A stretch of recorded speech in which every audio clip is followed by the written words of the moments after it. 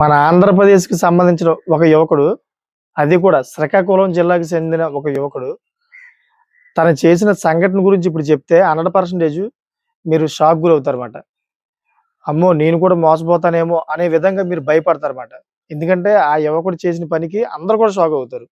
ఆ యువకుడు ఏం చేశాడంటే, నేను సీఏఎస్ఎఫ్ అంటే సెంట్రల్ పోలీస్ ఫోర్స్ ఏదైతే ఉందో దాంట్లో నేను పెద్ద అధికారి అని చెప్పి, అది కూడా యూనిఫార్మ్ యేసుకొని శంషాబాద్ ఎయిర్‌పోర్ట్‌లో దొరికిపోయాడన్నమాట. శంషాబాద్ ఎయిర్‌పోర్ట్‌లో నేను అధికారిని చెప్పేసి లోనకెళ్తా ఉంటుంటే, అక్కడ సీఎస్ఎఫ్ సెంట్రల్ పోలీస్ ఫోర్స్ ఏదైతే ఉందో, ఆ పోలీస్ ఫోర్సు అతన్ని తనిఖీ చేశారు. ఎందుకంటే డౌటొచ్చింది ఆళ్ళకి యూనిఫార్మ్‌లో ఉన్నా గాని డౌటొచ్చింది. డౌటొచ్చి ఐడీ కార్డ్ అని చూపించమనగా అతను కొంచెం పొంతలేని సమాధానాలు చెప్పేటప్పటికి ఆళ్ళు పట్టుకున్నారు. కానీ అతని వెనకాల ఉన్న ట్విస్ట్ మీకిప్పుడు చెప్తే 100% మీరు షాక్ అవుతారన్నమాట. అటువంటి పెద్ద ట్విస్ట్ ఉంది.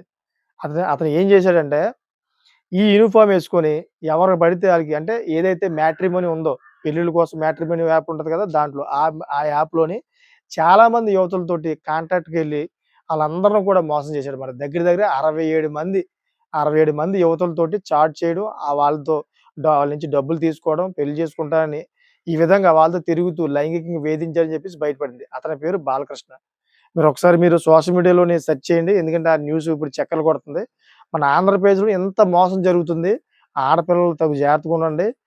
పేరెంట్స్ కూడా తగు జాగ్రత్తగుండండి. ఇటువంటి వ్యక్తులు మోసం చేస్తా ఉన్నారు. నేను అధికారిని, సీఎస్ఎఫ్ అధికారిని, పోలీస్ అధికారిని అని చెప్పేసి పోలీస్ యూనిఫార్మ్‌లోని ఫోటోలు పంపిస్తా ఉంటారు. అదేవిధంగా పోలీస్ యూనిఫార్మ్ కూడా యేసుకుంటా ఉంటారు. ఫేక్ ఐడెంటిటీ కార్డ్‌లు ఏవి ఉంటాయో అయి కూడా చూపిస్తా ఉంటారు. మీరు నమ్ముతారు. నిజంగానే పోలీస్ అధికారి అని చెప్పేసి. నమ్మి మీ యొక్క కూతురిని సరే మంచి అధికారి, మంచి పెళ్లి సంబంధం కాదని చెప్పేసి అతనికిస్తారు. కానీ అక్కడ జరిగేదేంటి ఫేక్ మాట. తర్వాత అంతా తెలిసిన తర్వాత పిల్ల జీవితం పాడైపోద్ది. దయచేసి ఇటువంటి వ్యక్తులు మీరు గమనించండి. ఇటువంటి వ్యక్తులు మీకెక్కడైనా అనుమానంగా అనిపిస్తే గనక 100% పోలీస్‌కి ఇన్ఫార్మ్ చేయండి. పోలీస్ ఇన్ఫార్మ్ చేస్తే ఇటువంటి వ్యక్తులందరూ కూడా కొంచెం తగ్గుతారు. కొద్దిగా భయం ఉంటుంది. ఈ మీడియాలో రావడం వల్ల చాలామంది చూసి కొద్దిగా భయపడతారు కూడా.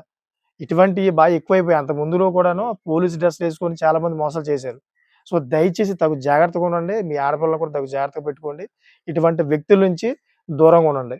ఇటువంటి లేటెస్ట్ ఇన్ఫర్మేషన్ కోసం నా ఛానెల్ సబ్స్క్రైబ్ చేసుకోండి. Thank for watching friends.